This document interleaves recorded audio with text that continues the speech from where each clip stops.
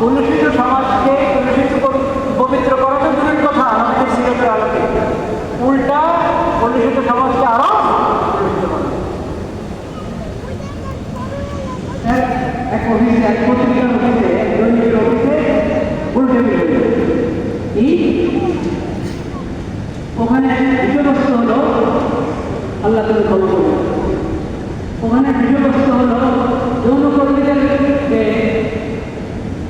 তাদেরকে স্বাভাবিক জীবনযাপন করতে পারে সেজন্য সবার দৃষ্টিভঙ্গি পরিবর্তন করতে হবে। এই যৌনকর্মীরা আমাদের এটা নতুন না, পুরানো মানুষের বলে আগে বিবেচনা করা দেখতেন যৌনকর্মী, এটা নতুন না। জিনা এটাকে নাম দিয়েছে যৌনকর্মী, জিনাকে নাম দিয়েছে কি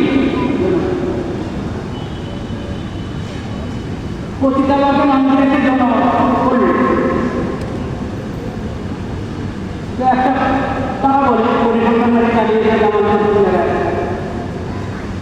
ওখানে অনেকেই এই আল্লাহ লানত আল্লাহ গজবে এই অশ্লীল কাজে জড়িত।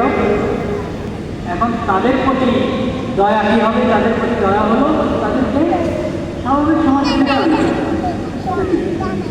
স্বাভাবিক সমাজে ফিরে আনবে।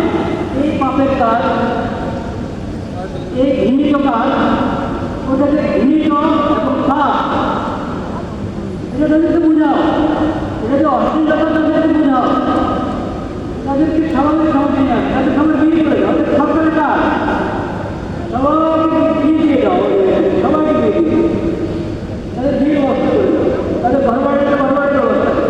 তারা তো সমাজ থেকে বের হয়ে ওখানে প্রত্যেকেই তার সমাজে ফিরে যেতে পারে। যদি ব্যবস্থা না থাকে ব্যবস্থা করা সরকারের দায়িত্ব।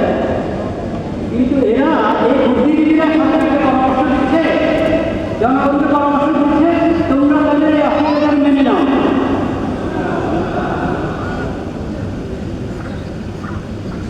আচ্ছা,